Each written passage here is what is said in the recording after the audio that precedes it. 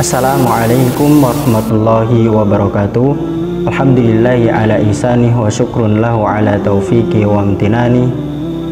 Wassalatu wassalamu ala nabiyina Muhammadin wa ala alihi wa ashabihi wa ikhwani. At-tulab wa talibat, saudara-saudariku yang semoga senantiasa dirahmati oleh Allah Subhanahu wa taala.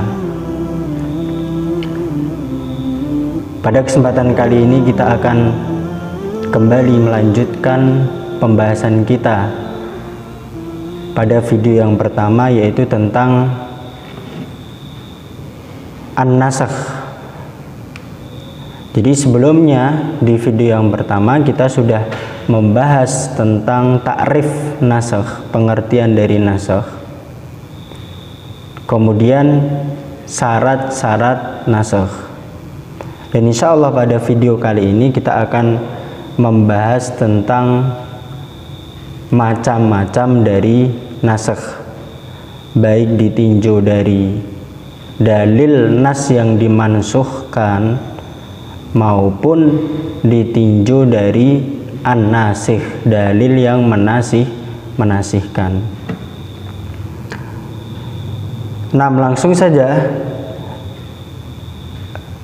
Jadi macam-macam nasakh yang qasimun naskhu bi'tibarin nas al-mansukh ila salasati aqsam. Jadi nasakh itu ditinjau atau dilihat dari nas yang dimansuhkan, nas yang dihapus, itu ada 3 bagian.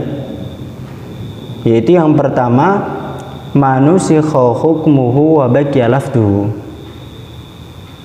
Yang pertama, nas yang hukumnya dimansuh.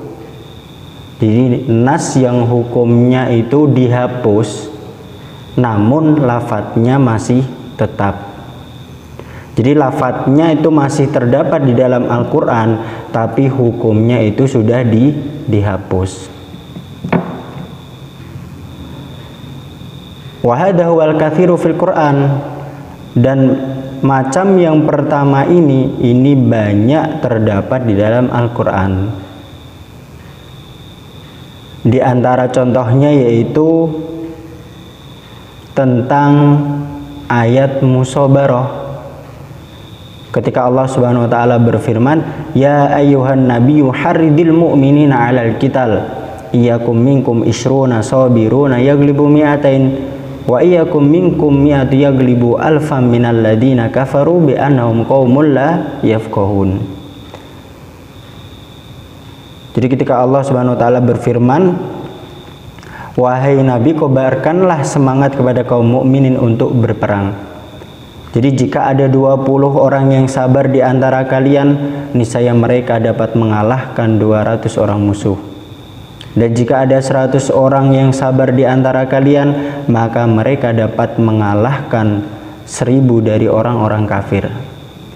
Jadi di ayat ini disebutkan bahwasanya satu orang muslim atau satu orang mukmin itu sebanding dengan 10 orang. Jadi disebutkan 20 itu harus mengalahkan 200 orang. Jadi 1 banding 10.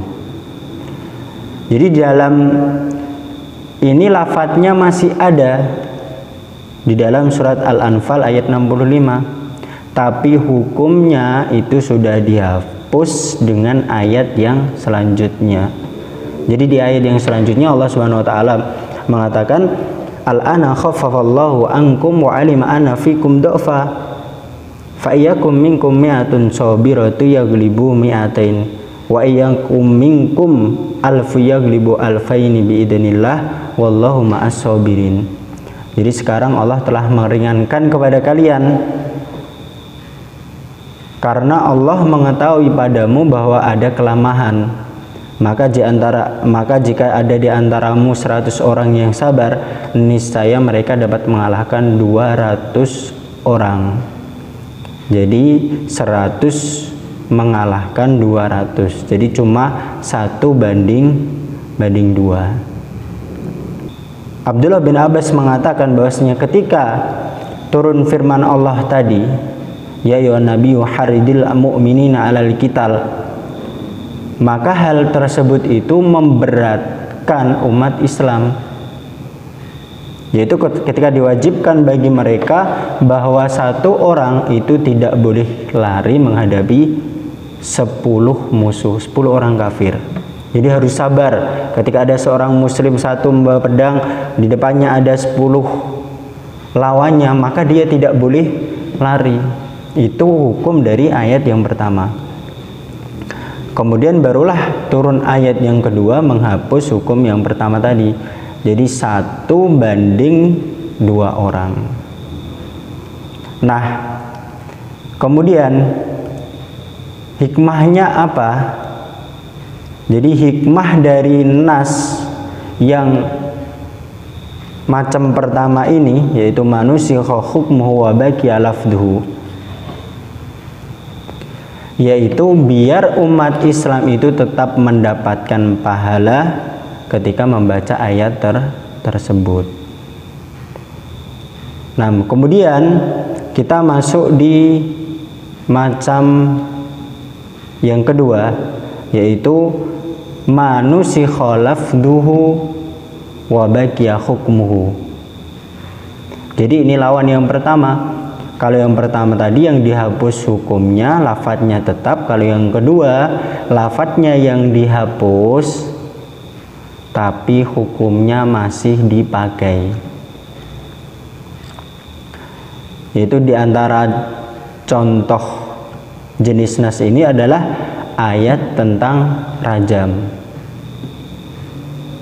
Jadi kalau kita membaca di dalam Al-Quran, di situ tidak ada disebutkan satu ayat pun yang membahas tentang permasalahan rajam.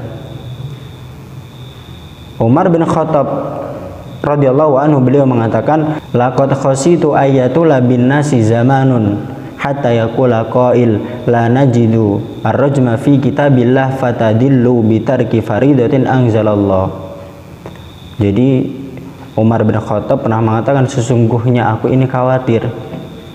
Jadi ketika zaman akan panjang sehingga seorang akan berkata kita tidak pernah mendapati ayat rajam di dalam kitab Allah, sehingga mereka menjadi sesat dengan sebab meninggalkan suatu kewajiban yang sudah Allah tetapkan, yaitu tentang masalah rajam. Meskipun tidak ada disebutkan di dalam Al-Quran lafadznya, tapi kita tahu sampai sekarang pun hukum rajam itu masih diberlakukan oleh umat Islam. Jadi adapun lafadz tentang rajam ini itu disebutkan di sebagian riwayat, yaitu dengan bunyi as-saykhu was-saykhatu idza zanaya farjumuhum albattah nakalam minallah wallahu azizun hakim. Nah, itu tadi macam nas ditinjau dari dalil yang dimansuhkan. Kemudian yang ketiga yaitu manusikha hukmuhu wa lafduhu. Jadi dua-duanya dihapus, yaitu nas yang dihapus hukumnya dan juga lafadznya. Jadi lafadz dan hukumnya itu dihapus. Nah, jadi sebelumnya, jadi hikmah dari macam nas yang kedua tadi adalah sebagaimana yang dikatakan oleh Syekh Muhammad bin Shalih Al-Utsaimin. Beliau mengatakan hikmah nas lafadz tanpa nas hukumnya adalah untuk menguji umat terhadap amalan yang tidak mereka dapati di dalam Al-Quran. Jadi amalan yang mereka harus lakukan, akan tetapi amalan tersebut tidak disebutkan di dalam Al-Quran. Untuk apa? Ya untuk menguji keimanan mereka dengan apa yang Allah turunkan. Nah, kemudian yang ketiga yaitu yang nas yang mansuh hukumnya dan lafadznya. Jadi hukum dan lafadznya itu dihapus. Contohnya ayat yang menyatakan 10 kali penyusuan, mengharamkan pernikahan. Jadi sebelumnya seseorang itu dikatakan mahram dengan persusuan itu harus 10 kali persusuan. Kemudian Aisyah mengatakan, dahulu di dalam apa yang telah Allah turunkan dalam Al-Quran adalah 10 kali persusuan yang diketahui, barulah dia menjadi mahramnya. Tapi kemudian hukum tersebut dihapuskan dengan hanya 5 kali penyusuan yang diketahui. Jadi hanya cukup menyusu sebanyak 5 kali, maka anak tersebut sudah dikatakan mahram. Kemudian Rasulullah SAW wafat, dan itu termasuk yang dibaca di antara Al-Quran. Jadi maksudnya apa? Ketika Aisyah mengatakan dan itu termasuk yang dibaca di dalam Al-Quran, yaitu dibaca hukumnya namun lafadznya tidak ada. Di dalam Al-Quran dibaca hukumnya namun lafadznya tidak ada. Nah, jadi itu tadi 3 macam nasakh dilihat dari nas yang dihapus. Jadi ada 3. Yang pertama tadi manusikha hukmuhu wa baqiya lafduhu, yang kedua manusikha lafduhu wa baqiya hukmuhu, kemudian yang terakhir manusikha hukmuhu wa lafduhu. Nah, mungkin ini saja yang dapat saya sampaikan. Wa nashkurukum ala husni istima'ikum wa musyarakatikum. Wassalamualaikum warahmatullahi wabarakatuh.